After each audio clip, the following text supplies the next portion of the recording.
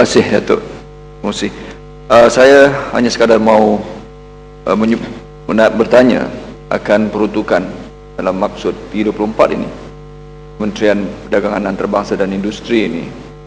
Dari sebutan yang disebutkan di sini, dana projek berimpak tinggi, ya, yang dijalankan di bawah jawatan kuasa Kabinet mengenai pelaburan.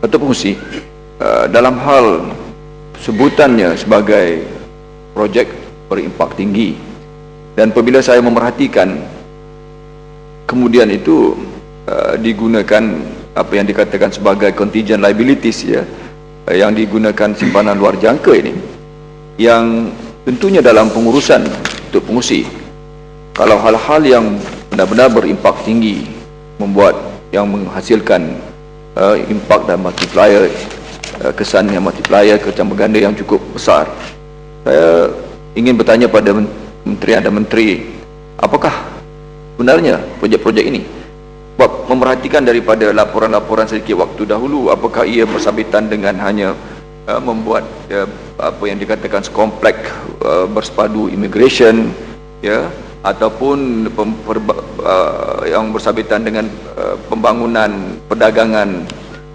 luar, ya, yang animal trade, ya, yang keseluruhannya itu masih lagi berlegar dalam sektor construction, ya, yang kita maksudkan untuk ke depan nanti apabila pelaburan sebesar ini 1.225 bilion, ianya mesti dalam semangat model ekonomi baru, meninggalkan bukan hanya kesan impak yang berganda yang besar, tetapi juga di dalam sektor yang mempunyai nilai tambah yang tinggi, ya, yang dikatakan up di value chain, ya, nilai tambah yang tinggi. Jadi ini yang kadang-kadang merungsingkan apabila perbelanjaan sebesar ini dibuat dahulu dan kemudiannya dipohon kemudian dengan tidak meninggalkan satu yang benar-benar berimpak tinggi. Terima kasih.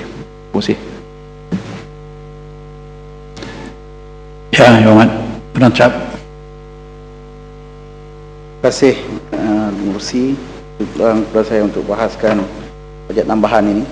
Bagi maksud P24 Kementerian Perdagangan Antarabangsa dan Industri, saya juga ingin merujuk pada perkara yang sama, 00525, dana projek berimpak tinggi di bawah jawatan kuasa Kabinet mengenai pelaburan. Bolehkah pihak kementerian memperincikan berkenaan dengan dana tersebut, dana bagi kriteria projek berimpak tinggi ini? Dan soalan saya juga adalah, adakah pelaburan yang dicadangkan di bawah dana projek berimpak tinggi ini pelaburan yang dilaksanakan oleh pihak swasta bagi projek swasta, ataupun pelaburan yang dilaksanakan oleh pihak swasta bagi projek-projek kerajaan? Yang mana satu? Adakah swasta buat projek swasta atau swasta melaksanakan projek bagi projek-projek kerajaan?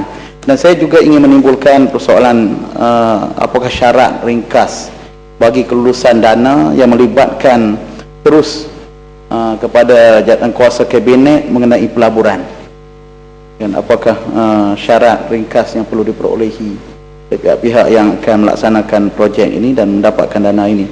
Seterusnya, yang terakhir yang saya kira ialah bagaimana ataupun apakah basis kementerian terbabit menjangkakan peruntukan yang diperlukan untuk tambahan atau pemindaan ini sehingga menjangkau 775 juta.